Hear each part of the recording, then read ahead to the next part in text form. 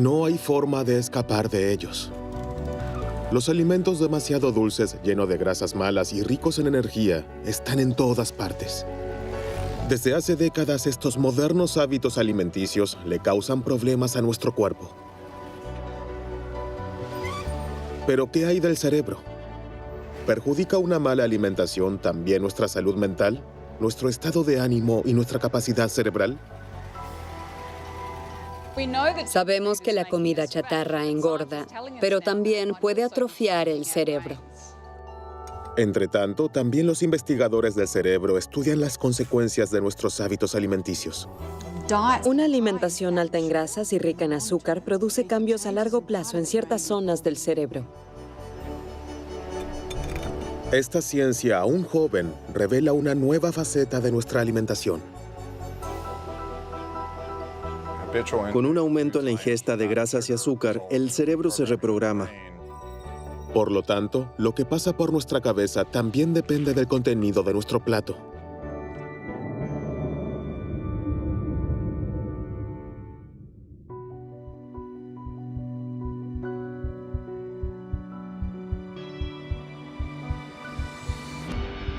Todo comienza con las primeras comidas, antes del nacimiento.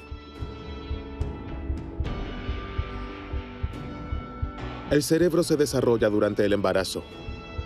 Su posterior rendimiento depende de la forma en que se alimente, de lo que ha comido la madre durante los 9 meses.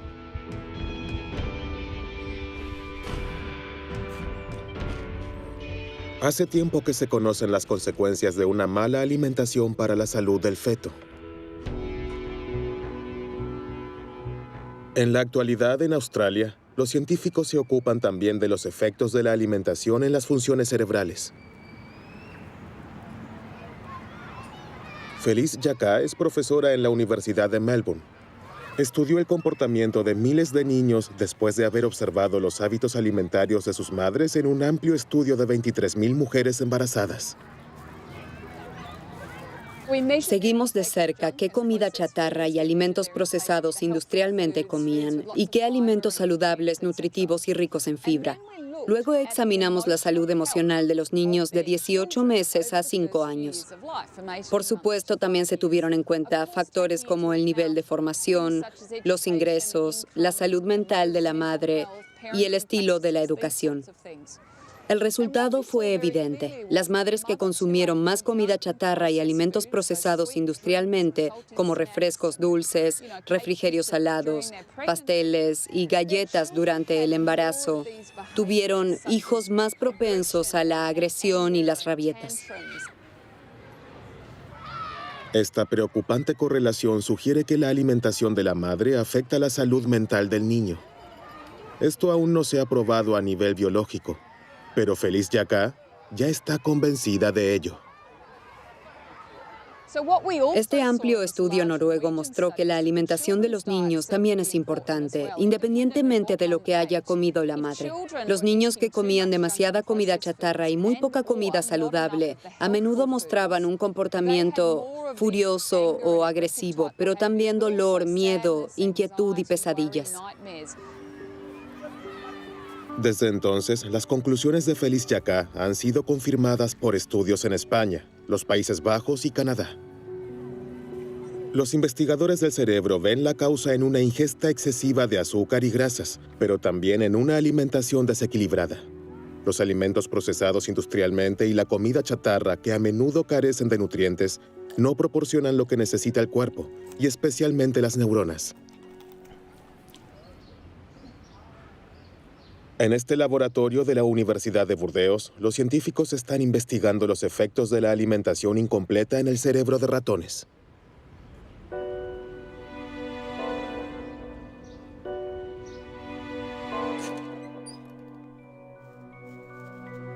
Este experimento se usa para medir las reacciones de miedo. El animal tiene la opción de poder explorar la parte iluminada o esconderse en la sombra. Por lo general, el ratón siempre se toma el tiempo para explorar el área iluminada. Sin embargo, este ratón tuvo que prescindir de los ácidos grasos omega 3 durante su desarrollo. Estas son las grasas buenas, que se conocen principalmente por su influencia positiva en el corazón y las arterias.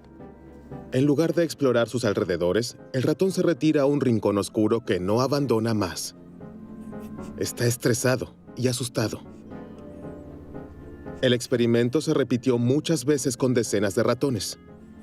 Para los investigadores, este extraño comportamiento se explica fácilmente. Sin ácidos grasos omega 3, el cerebro no puede desarrollarse ni funcionar normalmente, ya que nuestras células grises se componen de un 90% de grasa que el cerebro no puede producir por sí mismo. En el cerebro se encuentran junto al tejido graso las mayores cantidades de ácidos grasos poliinsaturados. Estos ácidos grasos son indispensables y como el organismo no puede producirlos por sí mismo, tenemos que ingerirlos con nuestra comida. El pescado graso, las entrañas, los aceites vegetales, las semillas y los frutos secos han sido desde hace mucho tiempo los que más aportan omega 3 a los seres humanos. Pero estos alimentos se han vuelto poco frecuentes en las cocinas de los países industrializados. La cantidad de ácidos grasos omega 3 que llega al cerebro es clave para el desempeño de sus células, pues a medida que las membranas absorben estos ácidos grasos, mejoran sus propiedades eléctricas. Las neuronas que son ricas en ácidos grasos omega 3 transmiten la señal más rápido y la red es más eficaz. En el caso de deficiencia de ácidos grasos omega 3, el funcionamiento del cerebro puede verse afectado. Grandes sectores de la población muestran una deficiencia en ácidos grasos omega 3. Por eso es importante asegurarse de una ingesta suficiente, especialmente en ciertas etapas como durante el desarrollo, cuando el cerebro necesita grandes cantidades de estos ácidos grasos. Esto también cuenta en la adolescencia, porque en esta etapa los hábitos alimenticios cambian a menudo. También en la vejez, cuando el cerebro absorbe menos los ácidos grasos omega 3, se debe aumentar la ingesta. Por eso, para que el cerebro funcione a toda velocidad, deben evitarse especialmente las deficiencias en la alimentación. Pero se debe disponer de los nutrientes adecuados y la comida debe ser variada. ¿Qué le sucede a las neuronas cuando la alimentación es pobre en nutrientes y sobre todo consiste siempre en lo mismo? El hámster europeo, que estuvo extendido durante mucho tiempo aquí en las tierras bajas de Alsacia, se enfrenta exactamente a este problema.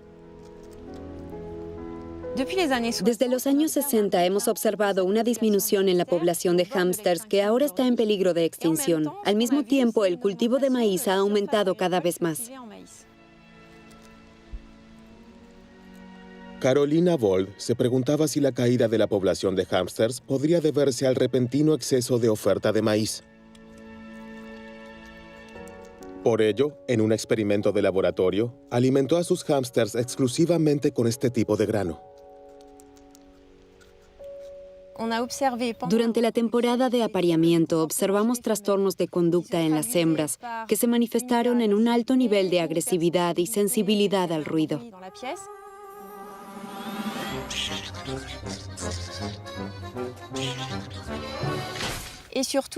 Pero sobre todo, estas hembras se comían a sus crías el día de su nacimiento. Esto se observó en más del 80% de las hembras. La mala alimentación es suficiente para convertir al hámster en un asesino de hijos. La causa es la falta de una simple vitamina.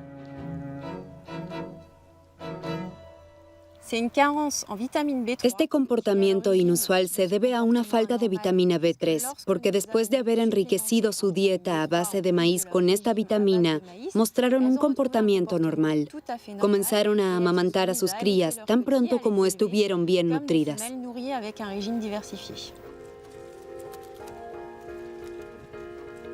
El canibalismo de los hámsters es preocupante. ¿Podría una alimentación poco equilibrada y deficiente llevar también al ser humano a un comportamiento agresivo y violento?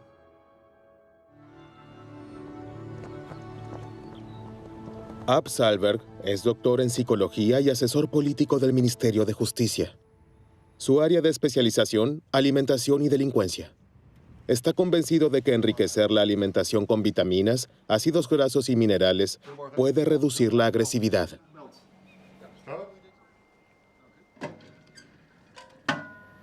Esta hipótesis es difícil de verificar en la vida normal, porque nuestro comportamiento y nuestros impulsos están determinados por numerosos factores y circunstancias. Las cárceles parecen ser un entorno casi ideal para la investigación de la alimentación, porque allí no intervienen numerosos parámetros. Hicimos un estudio aquí en los Países Bajos con jóvenes prisioneros en 8 cárceles diferentes.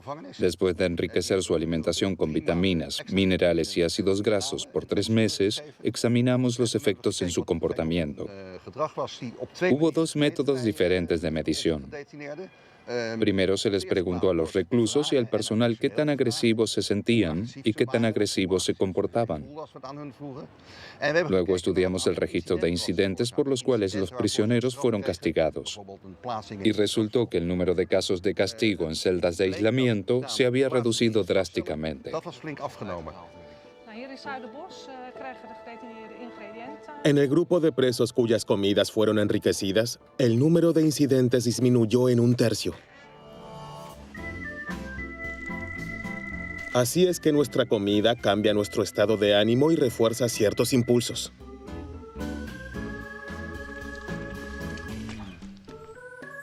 Pero ¿puede la alimentación influir también en las decisiones que creemos tomar libremente?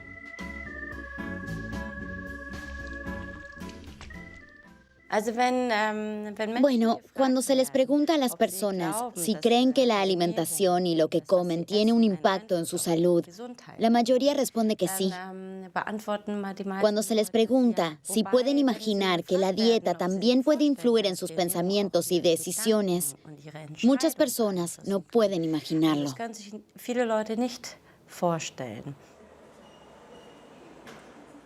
Pero eso es exactamente lo que ha demostrado por primera vez So-Yeon Park del Instituto de Psicología de la Universidad de Lübeck. Sus estudios han revelado el mecanismo por el cual la alimentación puede influenciar nuestros pensamientos. Con este fin, la investigadora desarrolló un experimento muy original. Imaginemos el siguiente dilema. El dinero sobre la mesa debe dividirse en 2 cantidades. Pero es su compañero de juego, un desconocido, quien decide esta división. Te daré 2 euros y me quedaré el resto. Si acepta esta oferta injusta, obtendrá algo de dinero, pero mucho menos que él. Si la rechaza, ambos se van con las manos vacías. ¿Qué elegiría? ¿Acepta la oferta y toma los 2 euros, aunque se sienta engañado? ¿O la rechaza y se va con las manos vacías, pero con la frente bien alta? Sorprendentemente, que tome el dinero o no depende de lo que haya comido antes.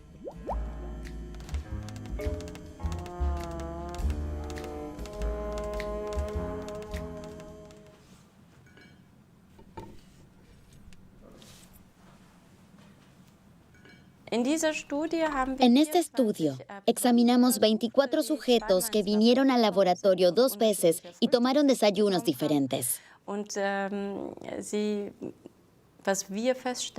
Y lo que descubrimos es que la misma persona tomó decisiones muy distintas dependiendo de lo que comió esa mañana.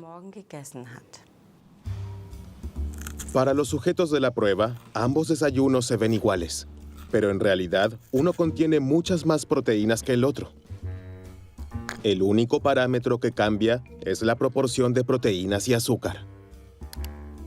Unas pocas horas después de la comida, el sujeto de prueba debe realizar varias pruebas en el ordenador. Hoy tiende a aceptar la oferta. Su interés personal pesa más que su disgusto.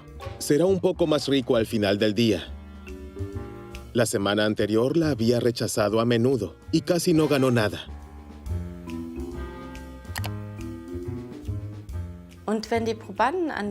Si los sujetos tenían más proteínas en sus desayunos esa mañana, también fueron más tolerantes ante una oferta injusta.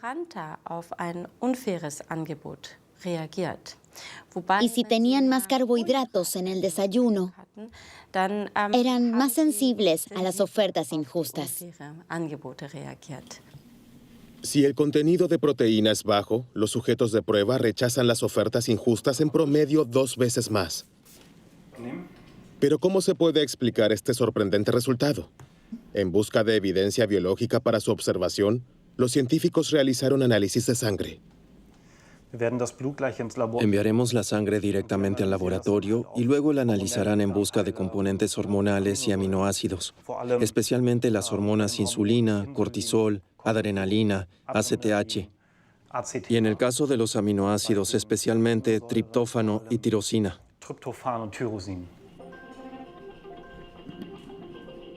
La sustancia más importante en esta lista es la tirosina.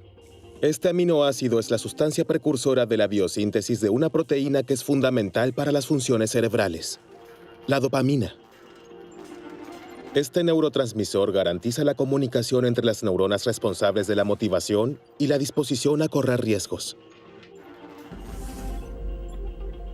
Los resultados del análisis de sangre muestran que los sujetos cuya sangre contiene más tirosina tienen más probabilidades de aceptar la oferta injusta. En pocas horas, lo que comemos provoca un ligero cambio en la química de nuestro cerebro y también en la comunicación entre las neuronas. Esto es suficiente para influir en ciertas decisiones.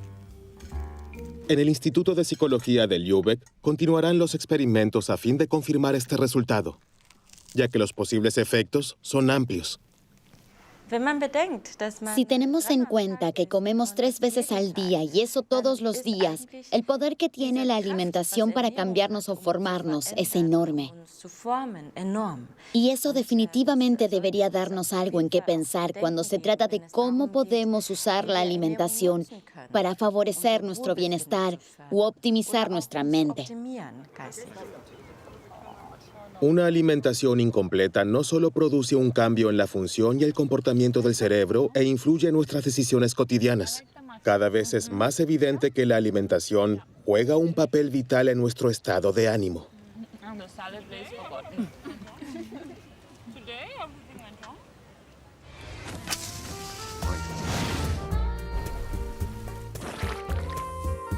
Pero ¿qué pasa con la comida chatarra rica en azúcar y grasas malas? ¿Qué pasaría si no ingiriéramos nada más que eso?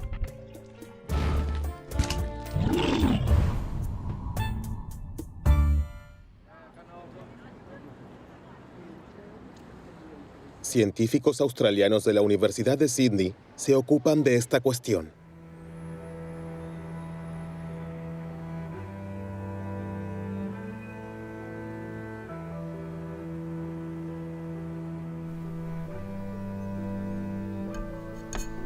Margaret Morris dirige el único laboratorio en el mundo donde las ratas se alimentan con los alimentos producidos industrialmente que se pueden encontrar en supermercados o cadenas de comida rápida barata.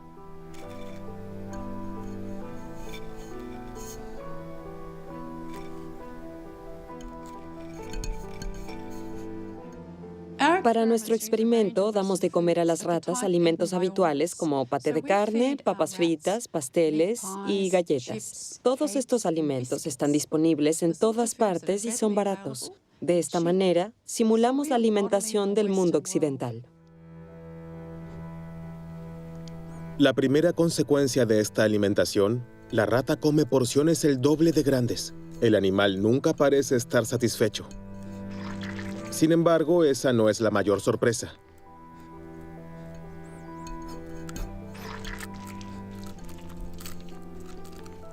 Estamos particularmente interesados en los efectos de esta alimentación en la memoria de los animales. Los medimos con la ayuda de una conocida prueba de comportamiento de reconocimiento de objetos. Para esta prueba, la investigadora coloca algunos objetos en la jaula de una rata. La rata inmediatamente comienza a inspeccionarlos porque los roedores son muy curiosos por naturaleza. Una vez que el animal ha explorado todo y ha memorizado su entorno, se aparta momentáneamente. Movemos un objeto y volvemos a colocar a la rata en la jaula.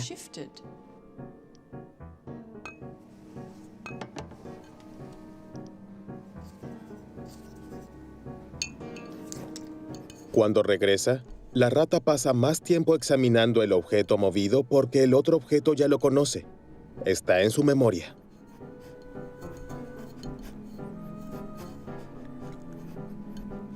Sin embargo, las ratas sobrealimentadas muestran un comportamiento diferente. Los animales que reciben alimentos muy ricos en grasas o azucarados o ambos reconocen el objeto movido con menos frecuencia. A diferencia de las ratas sanas, dedican aproximadamente la misma cantidad de tiempo a examinar ambos objetos. Esto indica un daño en la memoria espacial.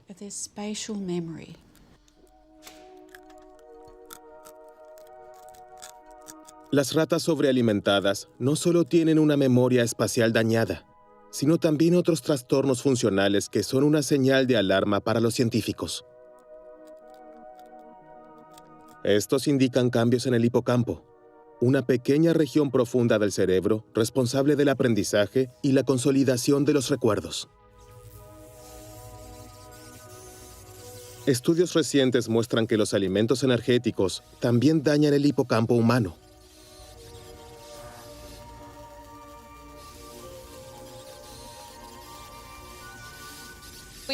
Observamos, por ejemplo, que la calidad de los alimentos afecta al tamaño del hipocampo y también al volumen de materia gris y blanca. Los primeros estudios de intervención muestran que una alimentación de 4 días con comida chatarra es suficiente para deteriorar las funciones cognitivas relacionadas con el hipocampo. Ahora, Margaret Morris está tratando de averiguar cómo los alimentos energéticos dañan el cerebro de sus ratas y reducen su rendimiento. Tiene una hipótesis. El consumo excesivo de grasa y azúcar desencadena una reacción inflamatoria que se propaga a las neuronas.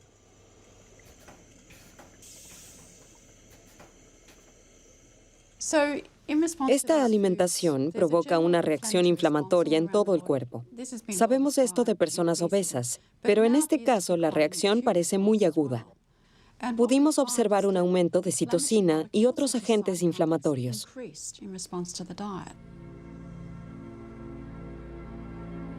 Una alimentación demasiado abundante desequilibra el sistema inmunitario. Este se defiende y desencadena una reacción inflamatoria, especialmente en el tejido adiposo. Nuestra grasa luego libera sustancias que extienden esta inflamación a todo el cuerpo. Hasta ahora, se supone que las neuronas están libres de este fenómeno porque están protegidas por la llamada barrera hematoencefálica. Esta membrana rodea los vasos sanguíneos y normalmente protege el cerebro. Creemos que esta inflamación creciente podría extenderse desde el cuerpo hasta el cerebro. Esto podría deberse a que la alimentación daña y hace permeable la barrera hematoencefálica, que de otro modo protege al cerebro de las sustancias proinflamatorias, de modo que estas sustancias se introducen en el cerebro. De esta manera, la inflamación penetra en las meninges y allí causa un fenómeno particularmente sorprendente. En su laboratorio, Sophie Laye demostró recientemente que ciertas células inmunes en el cerebro de sus ratones sobrealimentados, las células microgliales, comienzan a comerse las neuronas.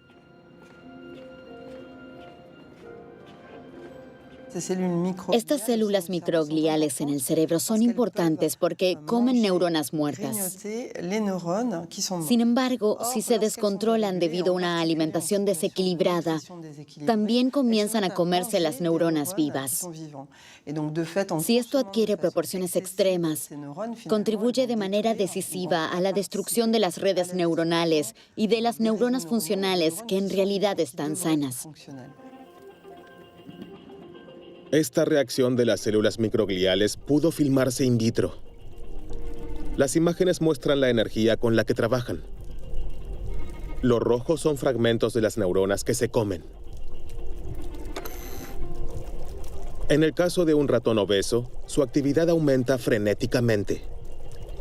Ahora se sospecha que este fenómeno perjudica significativamente la función cerebral.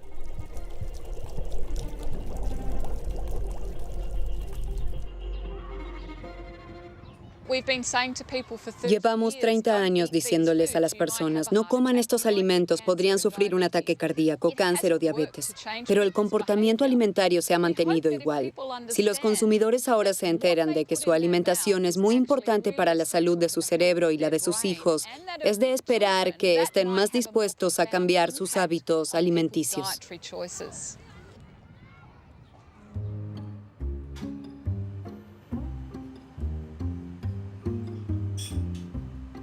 Microscopio, mini pipeta y un dispositivo de registro altamente sensible, Xavier Fioramenti posee todas las condiciones técnicas para medir la actividad eléctrica de una sola neurona.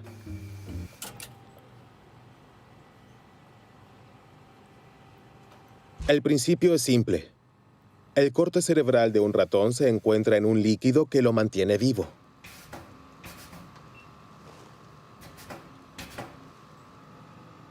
El investigador acerca cuidadosamente su electrodo. Es una tarea particularmente difícil. Ahora llevo la pipeta hacia el cerebro y la acerco a la neurona hasta que hay un contacto. Ya está. Ahora mediremos la actividad eléctrica de las neuronas.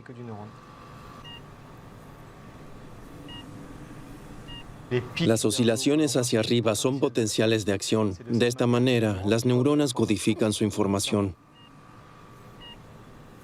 El tiempo que pasa entre cada oscilación representa el mensaje que envía la neurona. Ahora aumentaremos la concentración de glucosa en el líquido. Veamos si esta célula reacciona. Como puede observarse, esta célula reaccionó al aumentar la actividad eléctrica.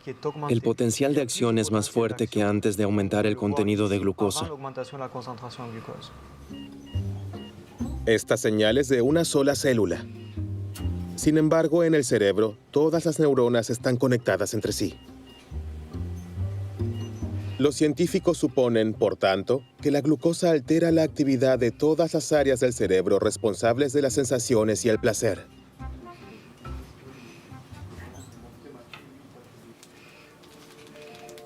Entonces, ¿el azúcar toma el control de nuestra libertad de elección? Hasta ahora es solo una hipótesis. Por eso la adicción al azúcar es ahora objeto de una intensa investigación en los laboratorios. Y cada vez es más evidente que la influencia del azúcar es semejante al poder de una droga.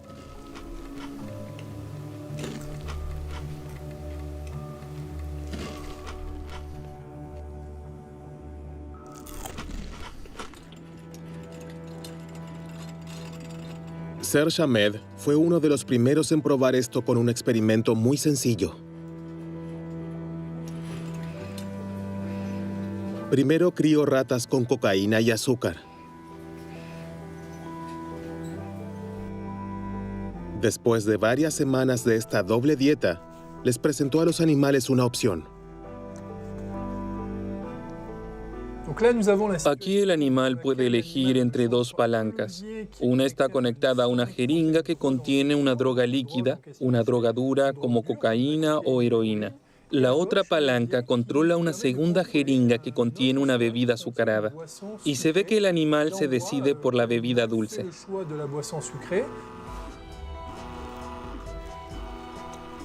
Las ratas eligen agua azucarada 4 veces más a menudo que la droga. Aunque en el caso de la glucosa no hay riesgo de sobredosis, se ve claramente que el deseo no puede reprimirse. Este experimento muestra que el azúcar tiene un potencial adictivo más alto de lo que pensábamos anteriormente. Incluso puede ser más adictivo que las drogas duras como cocaína y heroína.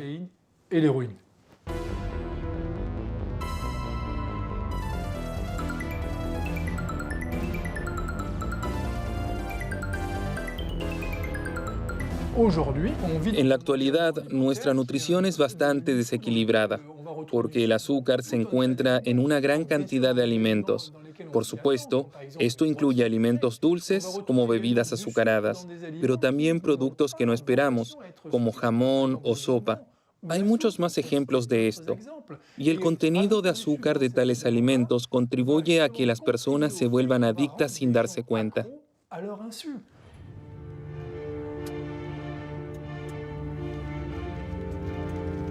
Aquí en el Oregon Research Institute se investiga el impacto de los alimentos azucarados en el cerebro humano.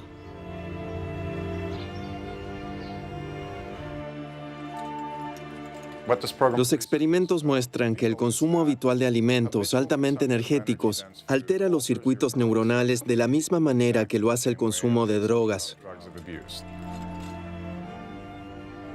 Eric Stice ha incorporado al estudio a 100 estudiantes, de los cuales la mitad comió helado regularmente todos los días, mientras que la otra mitad nunca comió helado. Todos vinieron al laboratorio a tomar un batido en una máquina de resonancia magnética, y de esta manera se les proporcionó a los investigadores una idea de su actividad cerebral. Le damos un batido de chocolate hoy y anotamos la actividad de su cerebro, en el momento en el que da un sorbo y justo antes de hacerlo. De esta manera, queremos descubrir más sobre las consecuencias neuronales del consumo de alimentos altamente energéticos. Con la ayuda de un tubo, el sujeto de prueba puede beber el batido sin mover la cabeza.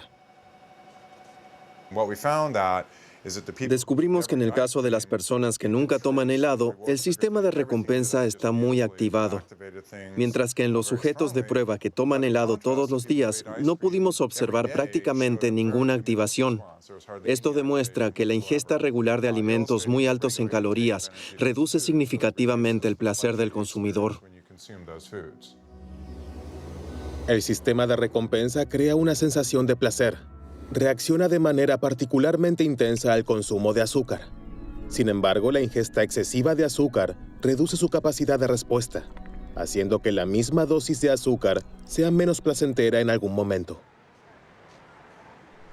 Con su experimento, Eric Stice descubrió otro efecto que es más sutil y quizás incluso más peligroso.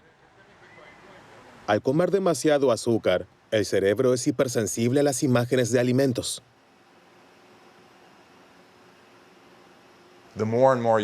Mientras más helado coma, menos se activará su sistema de recompensa.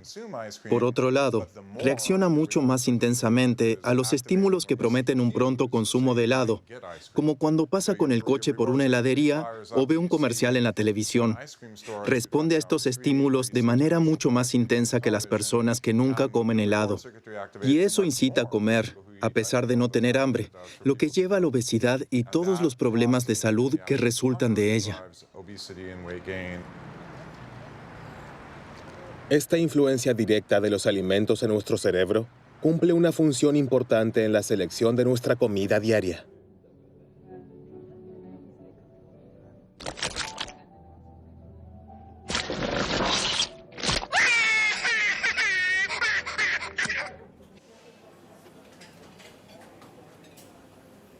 ¿Qué ocurre en el cerebro en el momento que elegimos un postre en lugar de un entremés o pescado en lugar de carne?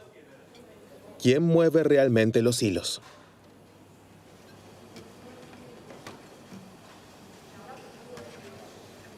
El laboratorio de Carlos Ribeiro está a la vanguardia en la investigación de nuestros hábitos alimenticios.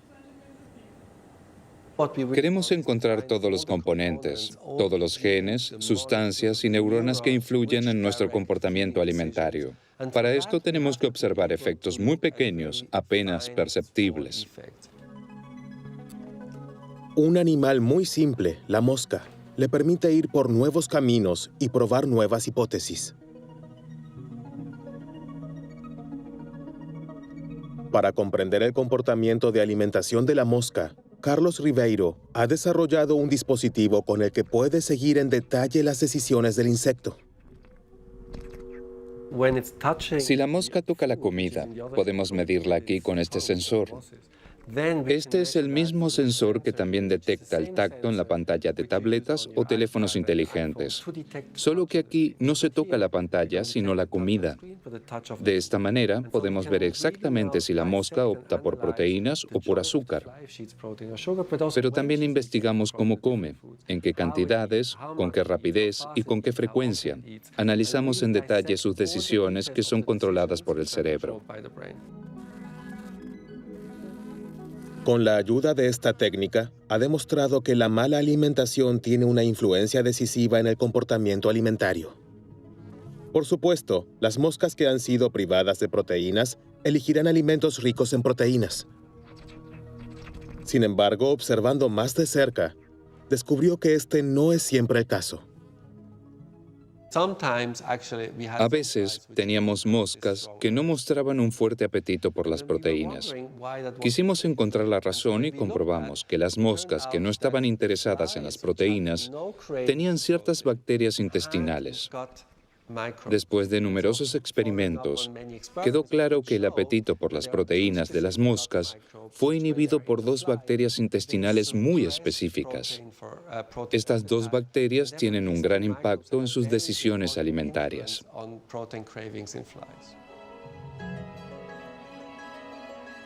El comportamiento alimenticio de las moscas está influenciado por las bacterias en sus intestinos. Este sorprendente descubrimiento plantea una pregunta importante.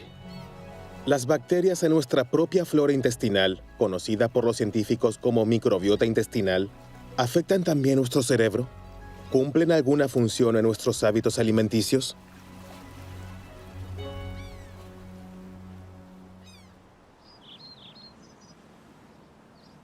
En la Universidad de Cork, en Irlanda, John Cryan es pionero en el estudio de la microbiota intestinal. Logró demostrar que las bacterias intestinales también influyen en ciertos comportamientos de los mamíferos.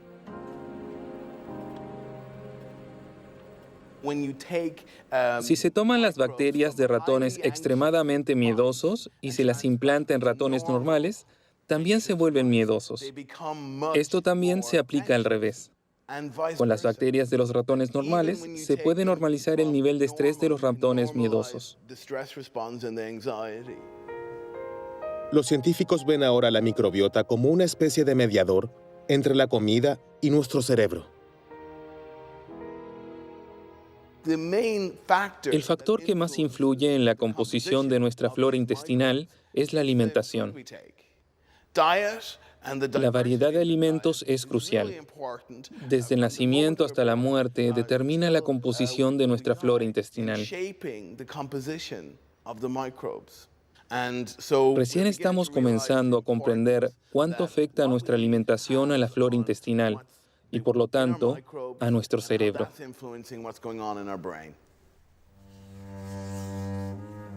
El hecho de que nos sintamos bien depende, entre otras cosas, del bienestar de nuestra microbiota. Una alimentación que es buena para nuestro estado de ánimo es principalmente una que agrade a las bacterias de nuestro intestino. A partir de este descubrimiento, surgió la idea de mimar el cerebro con la ayuda de la alimentación y promover la salud mental. Y aquí los científicos están particularmente impresionados por la famosa dieta mediterránea. La cocina mediterránea tradicional es muy rica en alimentos vegetales, muchos tipos diferentes de lechuga y verduras de diferentes colores, pero también frutas. Las legumbres, es decir, frijoles, lentejas y garbanzos, también son muy importantes. También hay frutos secos y granos, pescado y, por supuesto, aceite de oliva. El aceite de oliva es una parte muy importante de la dieta mediterránea. Creemos que esta amplia diversidad también conduce a una gran variedad de bacterias en nuestros intestinos. Y esta diversidad de la flora intestinal, a su vez, garantiza una buena salud.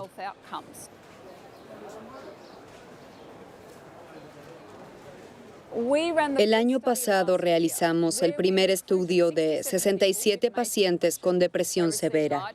Recibieron ayuda de un nutricionista durante 3 meses. Al final los examinamos nuevamente y descubrimos que su cambio de alimentación estaba acompañado de una mejora en la depresión. Cuanto más estrictamente siguieron la dieta mediterránea, mejor se sintieron.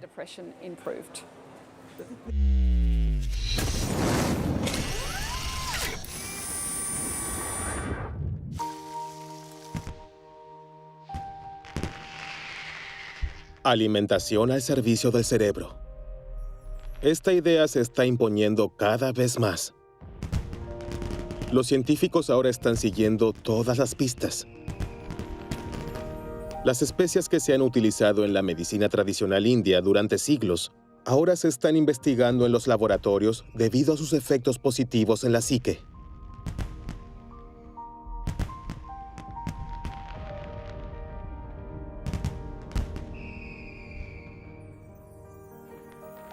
Los frutos rojos también despiertan grandes expectativas. Los polifenoles que contienen son capaces de reactivar las neuronas dañadas.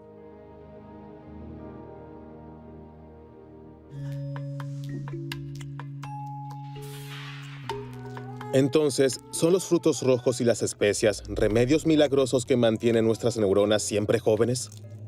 Aún es demasiado pronto para responder a esta pregunta. La ciencia recién está comenzando a desentrañar los misterios de esta increíble conexión entre la alimentación y el cerebro.